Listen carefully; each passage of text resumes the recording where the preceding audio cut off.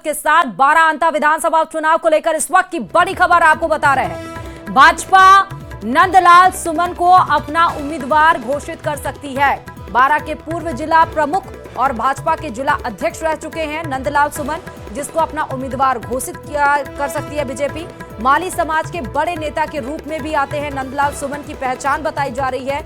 अंता विधानसभा seat पर सबसे ज्यादा माली समाज के वोटर हैं, लगभग 45,000 के आसपास, और ऐसे में भाजपा नंदलाल सुमन पर बड़ा दांव लगा सकती है। फिलहाल नंदलाल सुमन को पार्टी पदाधिकारियों ने जयपुर बुलाया है। 2018 में आपको बताते चलें कि प्रमोद जैन भाया कांग्रेस से जीते थे और 2023 में बीजेपी के कमल लाल मीणा जीते, लेकिन उनकी विधायकी निरस्त हुई। उसके बाद सीट खाली हुई। एक तरफ जहां कांग्रेस की तरफ से प्रमोद जैन भाया उतरे हैं, तो वहीं निर्दलीय प्रत्याशी नरेश मीणा ने आज चुनावी मैदान में उतरकर और नॉमिनेशन फाइल कर दिया है। दूसरी तरफ बीजेपी की तरफ से अभी तक कोई भी नाम सामने नहीं आया है। बीजेपी प्रदेश अध्यक्ष मदन राठौड़ ने साफ तौर पर बोला आज शाम या कल जरूर बीजेपी का प्रत्याशी मिल जाएगा, लेकिन इस बीच नंदलाल सुमन को पार्टी पदाधिकारियों ने जयपुर बुलाया है। तो नंदलाल सुमन का नाम चर्चा में शामिल हो चुका है।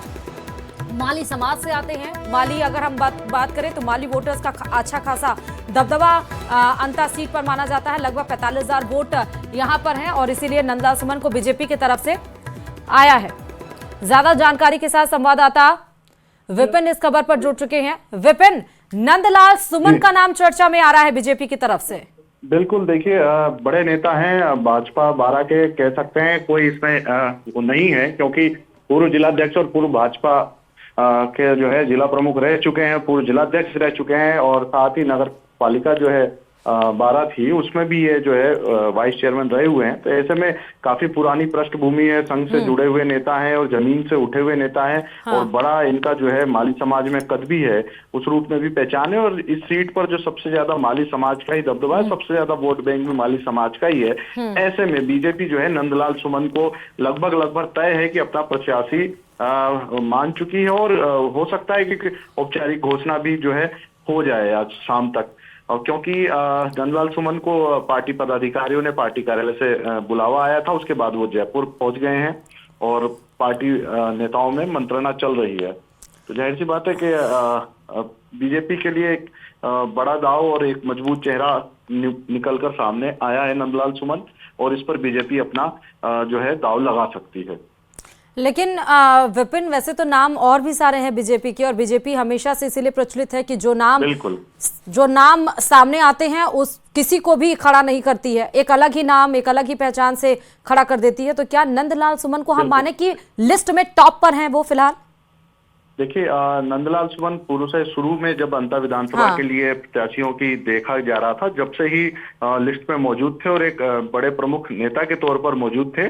और नंदलाल सुमन जो है माली समाज का वोट बैंक तो है ही, लेकिन इस बार जो सबसे ज्यादा अंता विधानसभा में मांग उठ रही थी कि सामान्य सीट है तो सामान्य उम्मीदवार हो और स्थानीय उम्मीदवार हो, क्योंकि भाजपा 3 बार से लगातार बाहरी जिले के व्यक्ति को इस सीट पर लड़ाती आई थी। क्योंकि पूर्व में प्रभुलाल सैनी थे, वो भी माली समाज से आते थे, और उन्होंने प्रमोद जैन भाया को एक बार हटाया, फिर राज्य में कृषि मंत्री रहे। उसके बाद जब दोबारा लड़े प्रभुलाल सैनी, तो नाराजगी झेलनी पड़ी क्योंकि वो समय नहीं दे पाए। ऐसे में उनको हार का मुंह देखना पड़ा। उसके बाद कमल लाल मीणा फिर झालावाड़ अकलेरा के थे, वो यहाँ आए।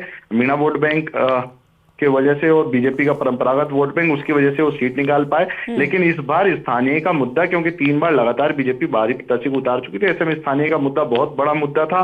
तो नंदलाल सुमन के रूप में बीजेपी अपना उम्मीदवार देख रही है और देख सकती है, और शायद तक देखा भी है। और नंदलाल सुमन पर हो सकता है कि जल्द ही फैसला आ जाए सामने में, क्योंकि सोशल मीडिया का भी कह सकते हैं कि लगातार जो है मांग चल रही थी। सोशल मीडिया पर भी नंदलाल सुमन को जो है उम्मीदवार बनाने की घोषणाएं लगातार जो है आमजन कर रहे थे, भाजपा कार्यकर्ता कर रहे थे।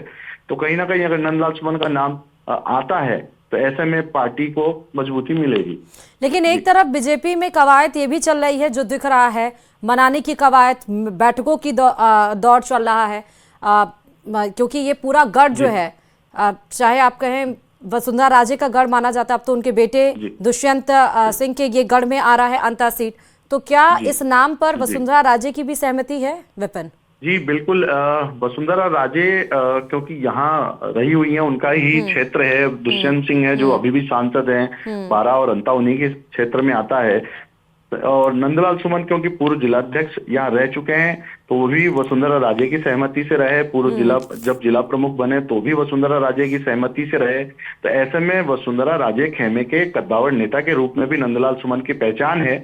और जाहिर सी बात है, वोट बैंक भी है उस क्षेत्र का, और सीनियर नेता भी हैं, जमीनी स्तर से उठे हुए और जुड़े हुए नेता हैं।